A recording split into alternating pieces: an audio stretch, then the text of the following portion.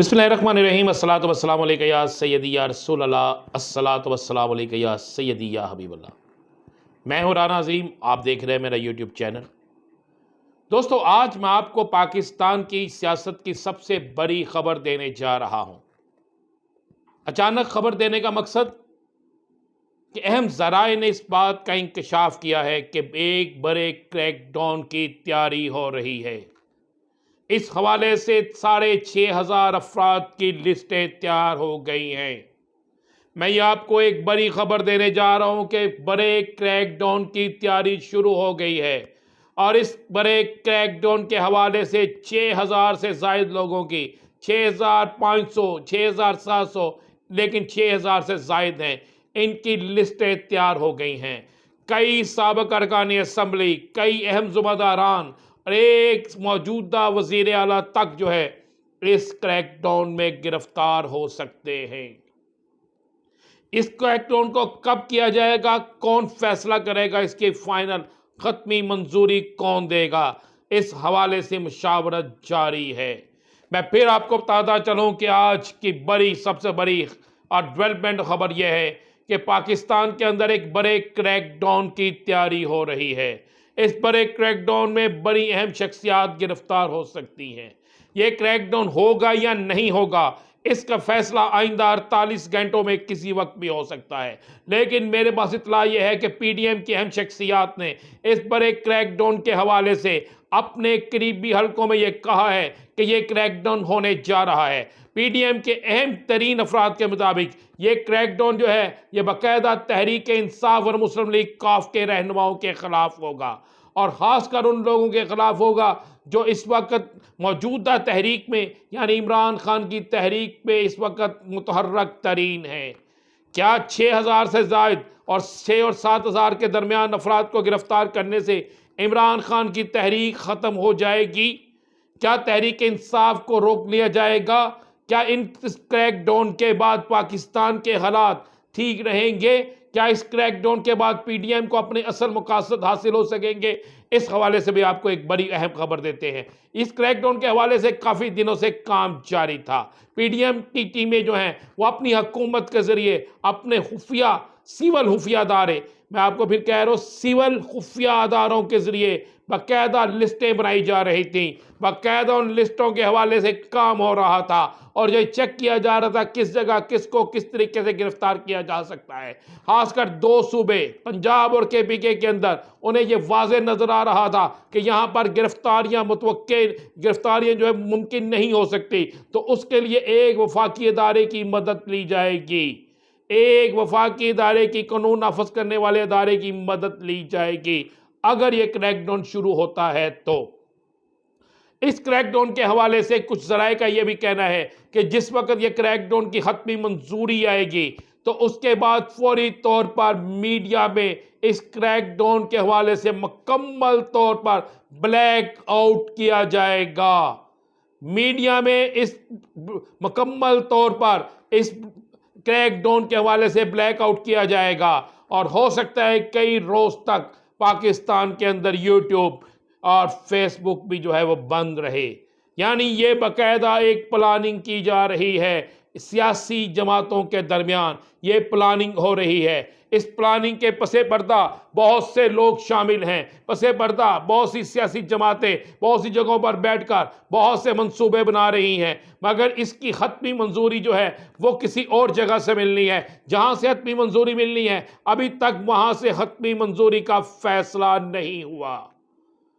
मेरी इत्तला तो ये भी है कि बाकायदा कुछ अहम तरीन सियासी रहनुमाओं ने इस हवाले से बाऊजी से भी बात की है और बाऊजी भी इस पर रजामंद है कि फौरी तौर पर यह सब कुछ किया जाए। मगर देखने वाली बात यह है कि क्या जो वो देखने वाली बात भी है, जो आप भी जानना चाहते हैं, हर शख्स जानना चाहता है, क्या ये क्रैकडाउन कामयाब हो पाएगा? अगर इस क्रैकडाउन की खबर तहरीक इंसाफ के अहम रहनुमाओं, अगर इस क्रैकडाउन की खबर काफली के अहम रहनुमाओं तक पहुंच चुकी है तो उन्होंने भी तो कोई मुतबादल रास्ता इख्तियार कर लिया होगा, उन्होंने भी तो अपना कोई बंदोबस्त कर लिया होगा। उनके हमायती भी तो किसी ना किसी तरीके से इस क्रैकडाउन को रुकवाने के लिए इस वक्त तक मुतहर्रक हो चुके होंगे। मेरे पास इतला यह है कि बाकायदा जो टीमें हैं वो मुतहर्रक हो चुकी हैं और इस क्रैकडाउन से पहले एक प्रोग्राम बन रहा था कि पंजाब के अंदर बड़े पैमाने पर तब्दीली लाई जाए। उसके लिए 10 से 11 तहरीक इंसाफ के जो MPA थे उनसे राब्ते किए जा रहे थे, जिसमें मैं आपको मुसद्दका तौर पर यह बता रहा हूँ, जिसमें जनूबी पंजाब से तलक रखने वाले 4 MPA भी शामिल थे, जिन्हें कहा जा रहा था कि आप फौरी तौर पर जब आपको कहा जाए आप इस्तीफे दे दें। इस तरह टोटल 10 से 11 इस्तीफे दिलवाने के बाद अचानक से फिर अदम एतमाद की तहरीक की तरफ जाया जाना था, मगर चौधरी परवेज राही ने अपनी बेहतरीन हिकमत अमली के तहत पहले से इंतजाम कर रखा था और वह इंतजाम यह था कि मुस्लिम लीग नून के 13 इस्तीफे तैयार थे। मुस्लिम लीग नून के 13 अरकान असम्बली के इस्तीफे तैयार थे कि अगर तहरीक इंसाफ के किसी तरह से इस्तीफे आते, पहली तो बात है इस्तीफे आते, क्या वो इस्तीफे कबूल करता स्पीकर तहरीक इंसाफ का है। और अगर स्पीकर तहरीक इंसाफ का स्पीकर इस्तीफे कबूल ना करता और उन्हें बुलाने के लिए एक को बुलाने के लिए कहता खुद हाजिर हो और उसके लिए तारीखें डालता, जिस तरह इस्लामाबाद सुप्रीम कोर्ट का फैसला आया है कि स्पीकर को इख्तियार हासिल है कि वो आप डायरेक्ट बुलाकर बात सुन सकता है, तो उसी फैसले के तनाजुर में पंजाब में भी ये होता तो कई दिन लग जाने थे और उन कई दिनों के बाद फिर तहरीक इंसाफ की गेम ये होनी थी कि नून लीग के 13 इस्तीफे तैयार होने थे।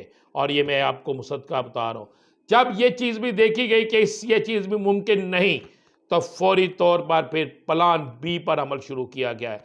प्लान बी गवर्नर राज हो सकता है, लेकिन गवर्नर राज क्या, गवर्नर राज लगाने वाले, क्रैकडाउन से पहले गवर्नर राज लगाने वाले इस बात को भी जानते हैं कि इस गवर्नर राज के खिलाफ अहम अदलिया की तरफ से कोई बड़ा फैसला आ जाता है, और अगर अदलिया की तरफ से बड़ा फैसला आ जाता है तो वो क्रैकडाउन जिसकी तैयारी हो रही है, वो क्रैकडाउन जिसके लिए बकायदा गवर्नर राज लगाने की कोशिश की जाएगी, क्या वो कामयाब हो सकेगा या नहीं। लेकिन एक बात ज़रूर है कि तहरीक इंसाफ ने भी अपनी सफ़ों को सीधा कर लिया है। तहरीक इंसाफ ने भी अपनी 1 2 3 4 5 6 यानी 6 तक उन्होंने अपनी क़यादत जो है उनको मुख्तलिफ हिस्सों में तकसीम कर दिया है कि अगर एक क़यादत गिरफ्तार होती है तो सेकंड क्या करेगी, सेकंड के बाद थर्ड क्या करेगी, थर्ड के बाद फोर के बाद फाइव के बाद 6, यानी अगर वो ये इसी सिलसिले में चलेंगे तो फिर क्या आने वाले दिनों में हालात बेहतर होंगे या नहीं।